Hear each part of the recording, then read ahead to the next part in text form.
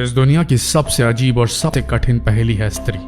कहते हैं लड़की यानी स्त्री को समझना मुमकिन ही नहीं नामुमकिन होता है। लोग कहते हैं स्त्री को बनाने वाले यानी भगवान भी नहीं समझ सकते और ऐसा माना जाता है कि इसे समझना और सुलझाना बेहद ही मुश्किल होता है। तो आपको जानकर यह हैरानी होगी कि जब स्त्री की रचना हुई उस वक्त भगवान ने बहुत ही फुर्सत से इसकी रचना की थी और रचना करते करते इतना समय लग गया कि देवदूत भी भगवान से सवाल जवाब करने लगे।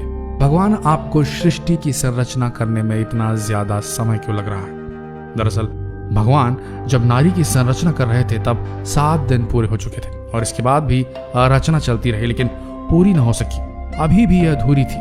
ऐसे में देवदूत प्रश्न करने लगे और विवश हो गए कि क्या कारण है जो भगवान को इतना ज्यादा समय लग रहा है। आप भी इस दिलचस्प सवाल को जानिए जो भगवान और देवदूत के बीच हुआ और देवदूत के प्रश्नों के भगवान ने क्या अद्भुत जवाब दिए। बहुत सी पहेलियां आज भी मौजूद हैं जिसका कोई जवाब नहीं, जैसे संसार में स्त्री पहले आई या पुरुष, इस पहेली का जवाब किसी के पास भी नहीं। कहते हैं जब भगवान ने स्त्री की रचना की तो उन्होंने बहुत समय लिया और भगवान के साथ ही यानी देवदूत जी भगवान से प्रश्न करने लगे। उन्होंने कहा, हे प्रभु, आपने 1 मिनट में दुनिया बना दी पर स्त्री को बनाया आपने बड़ी मुश्किल से।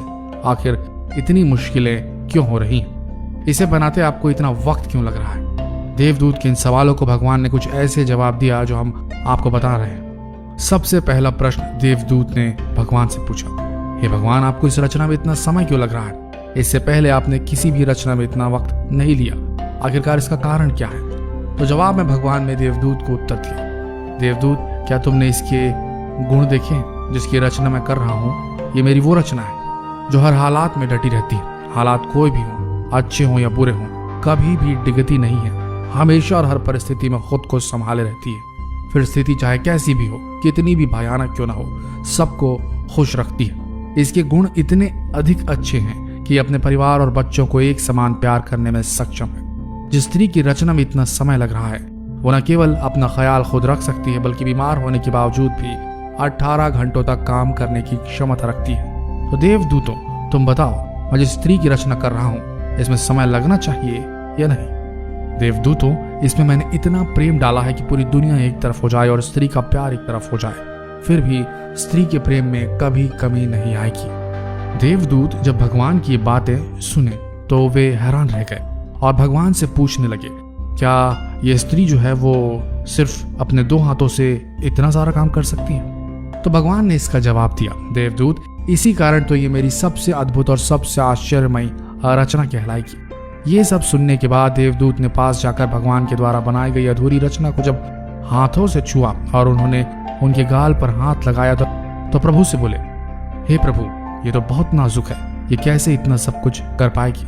तो भगवान हंसते हुए कहते हैं, हाँ, तुम सही कह रहे हो देवदूत, ये बाहर से जितनी नाजुक समझ आ रही है उतनी है नहीं। शरीर और स्वभाव नाजुक जरूर है पर अंदर से उतनी ही मजबूत भी है। देवदूत, आपको जिस प्रकार से आश्चर्य हो रहा है उसी प्रकार से सभी को होगा, लेकिन इस रचना में यही गुण है, जितनी ज्यादा नाजुक है उससे नाजुक कोई और रचना होगी भी नहीं और ये उतनी ही ज्यादा मजबूत है नाजुक होने के साथ, लेकिन अवसर आने पर जब जैसा होगा उसी में ढल जाएगी। अर्थात ये कोमल है, लेकिन देवदूत इसको कमजोर समझने की गलती बिल्कुल मत करना। ये जितनी कोमल दिखती है उतनी कमजोर है नहीं, ये बहुत मजबूत रचना है। देवदूत इस रचना को लेकर काफी ज्यादा उत्साहित होने लगे और देवदूत उत्साहित होकर ये पूछ बैठे, हे प्रभु, स्त्री कितनी भी मजबूत हो पुरुष से तो कमजोर ही होगी ना, और क्या ये सोच भी सकती है? तो भगवान हंसते हुए कहते हैं कि पुरुष से मजबूत और पुरुष से आगे भी है, क्योंकि इनकी सोचने की क्षमता के आगे पुरुष हार जाता है। साथ ही प्रभु ने जवाब दिया, ये न केवल सोच सकती है बल्कि सभी समस्याओं का बहुत ही अच्छे से मुकाबला करने में सक्षम रहती है। इसके बाद देवदूत ने भगवान के साथ क्या किया, इसको जानकर आप वास्तव में आश्चर्य में पड़ जाएंगे और जो उन्होंने किया उसको जानकर भी आप भावुक होने पर मजबूर हो जाएंगे। तो जानते हैं आखिरकार क्या हुआ? दरअसल हुआ ऐसा कि जब देवदूत ने भगवान के द्वारा बनाई गई स्त्री रूपी रचना के पास जाकर स्त्री के गालों को हाथ लगाया तब उन्होंने कुछ पानी जैसा प्रतीत हुआ। तो उन्होंने पूछा, हे भगवान, ये इस रचना के गालों पर पानी जैसा क्या प्रतीत हो रहा है? भगवान ने कहा, देवदूत, ये आंसू है। तब देवदूत ने बहुत ही हैरानी के साथ भगवान से पूछा, आंसू? पर वो किस लिए? इस सवाल के जवाब में भगवान ने कहा, जब कभी ये कमजोर पड़ने लगती है, जब भी इसे कुछ बुरा लगता है या सहन नहीं होता, तब ये अपनी सारी पीड़ा आंसुओं के साथ बहा देती है और इसके बाद फिर से मजबूत बन जाती है। अर्थात अपने दुखों को भुलाने का इसके पास ये सबसे बेहतर तरीका है। वहीं देवदूत कहते हैं कि ये तो फिर इसकी कमजोरी होगी। तब भगवान ने कहा, नहीं देवदूत, यही इसकी ताकत है। देवदूत ने ये सब सुनकर कहा, भगवान आप तो महान हैं। इस रचना को आपने सब कुछ सोच समझ कर बनाया है। इस रचना में तो सब कुछ मौजूद है। इसके बाद भगवान कहते हैं कि ये स्त्री रूपी रचना हमेशा अपने परिवार की हिम्मत बनेगी और हर परिस्थिति में निश्चल रहकर समझौता करेगी। इसके बाद जब देवदूत ने कहा, हे भगवान, इतने गुण होने के बाद तो अब आपकी रचना संपूर्ण हो गई होगी।